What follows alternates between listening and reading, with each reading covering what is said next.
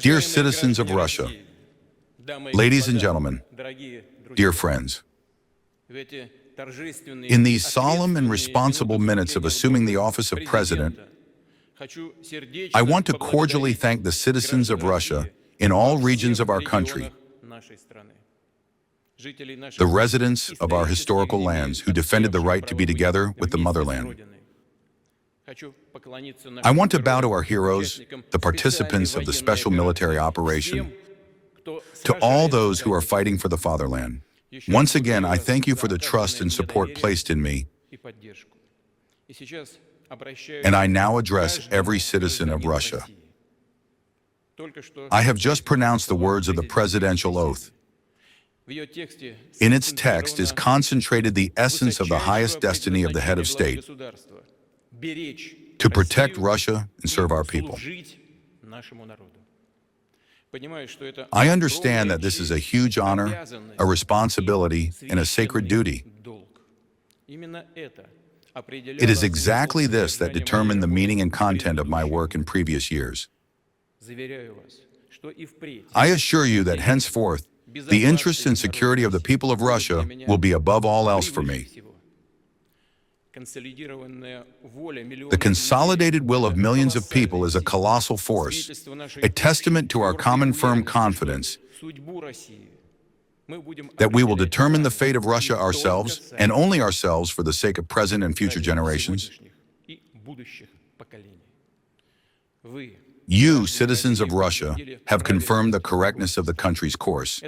This has enormous significance precisely now, when we have faced serious trials.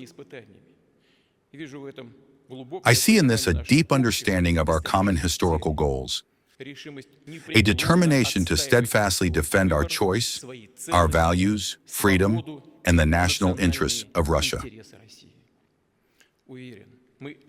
I am confident we will pass with dignity through this difficult threshold period, become even stronger, and will certainly implement long-term plans and large-scale projects aimed at achieving development goals. And this is first and foremost people-saving. I am confident that the support of centuries-old family values and traditions will continue to unite public and religious associations, political parties, and all levels of government.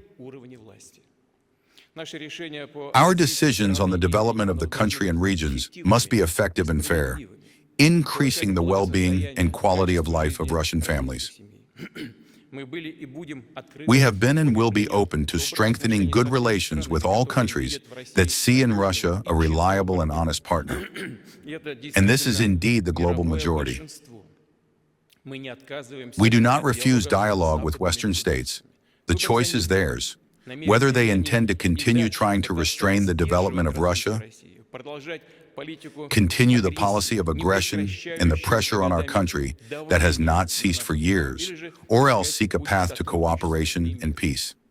I repeat, a conversation, including on issues of security and strategic stability, is possible, but not from a position of strength without any arrogance, conceit, or own exclusivity, but only on equal terms, respecting each other's interests.